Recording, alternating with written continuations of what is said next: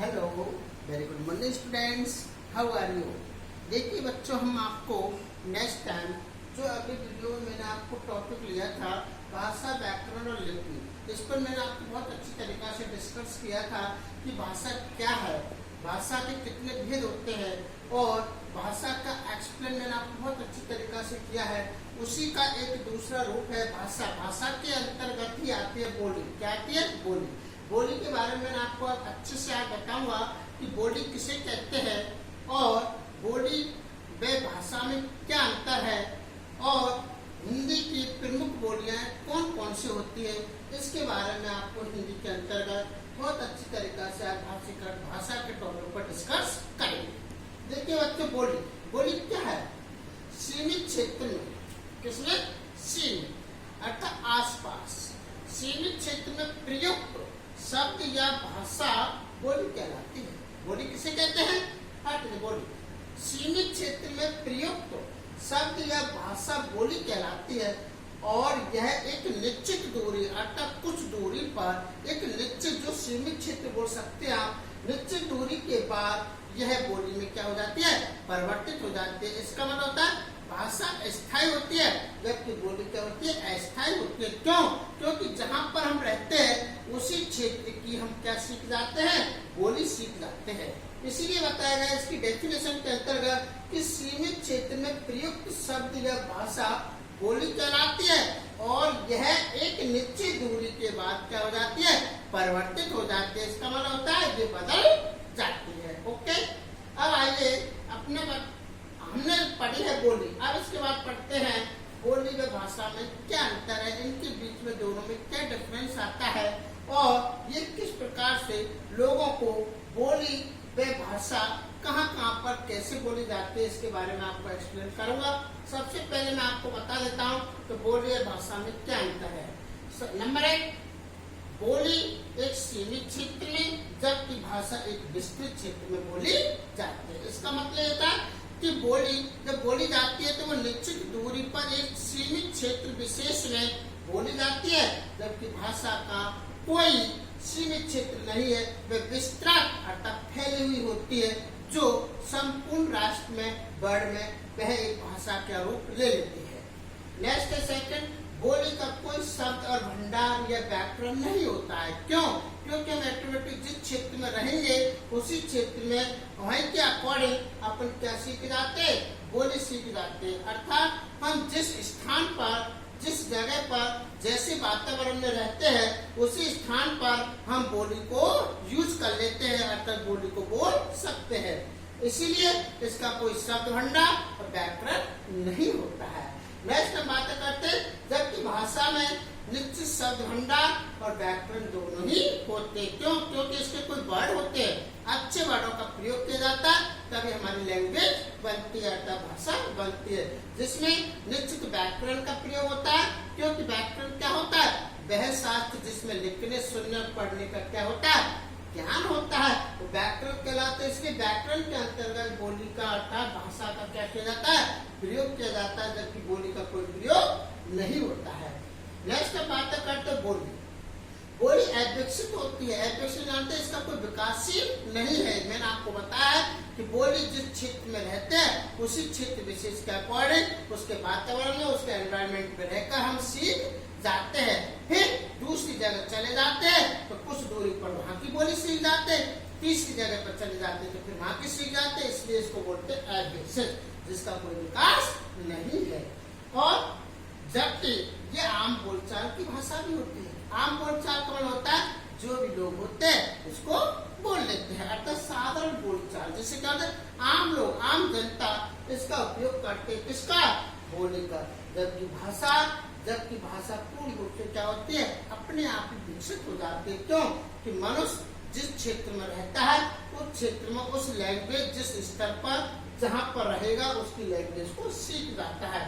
जैसे हम राष्ट्रभाषा हिंदी को यूज में लेते हैं तो हमारी पूर्ण रूप से वह विकसित हो गई है, जिसके निश्चित लिपि होती है देवनागरी लिपि। ओके, तो मैंने आपको क्या बताया?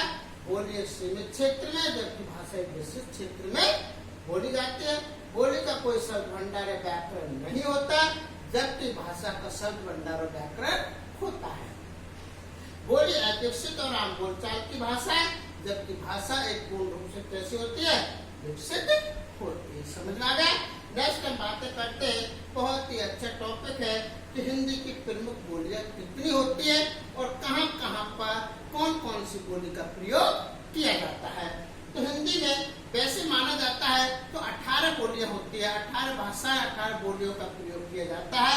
लेकिन अकॉर्डिंग देखा जाए तो हम बहुत सारी बोलियों को भी यूज कर सकते हैं, परंतु मैंने आपको यहाँ पर बोलियों को 5 भागों में बांट दिया है। 5 भागों में डिवाइड ये भी कर दिया है कि वहां पर कौन से स्तर पर कौन सी बोली बोली जाती है। नंबर 1 पूर्व हिंदी। नंबर 1 कौन सी है, पूर्व हिंदी। 1 पॉइंट पूर्व हिंदी, जिसके अंतर्गत अवधी, बघेली और छत्तीसगढ़ी आती है। कौन सी आती है, अवधी, बघेली और छत्तीसगढ़ी, ये बोली यूज करी जाती है। कौन सी, पूर्व हिंदी के अंतर्गत आने वाली। नेक्स्ट सेकंड पॉइंट क्या बनता है, पश्चिमी हिंदी। पश्चिमी हिंदी में कौन कौन सी बोलियों का प्रयोग किया जाता है, जैसे ब्रज, खड़ी बोली और कन्नौजी, ये 3 बोलियों का प्रयोग पश्चिमी हिंदी के अंतर्गत किया जाता है। नेक्स्ट हम बात करते हैं बिहारी। बिहारी जो अधिकतर ऐसे लोग होते हैं जो बिहारी वहां पर 3 बोलियों का प्रयोग करते हैं और अपनी कविताओं को 3 बोलियों के अंतर्गत ही लिखते हैं, जैसे मगही, मैथिली और भोजपुरी। ये तीनों बिहारी बोली के लिए, बिहारी हिंदी के लिए विकसित है, प्रसिद्ध है और इसी के अंतर्गत ये आती है। कौन कौन सी, मगही, मैथिली और भोजपुरी। नेक्स्ट हम बात करते हैं जो हमारे क्षेत्र में चलती है और अधिकतर बहुत ही इम्पोर्टेंट होती है, जो मैं आपको बता देता हूँ। हमारे राजस्थान में 33 जो डिस्ट्रिक्ट है जहाँ पर कौन कौन सी बोलियों का प्रयोग किया जाता है। आइए, राजस्थानी हिंदी के अंतर्गत मेवाड़ी, मारवाड़ी, मेवाती, हाड़ौती और ढूंढाड़ी।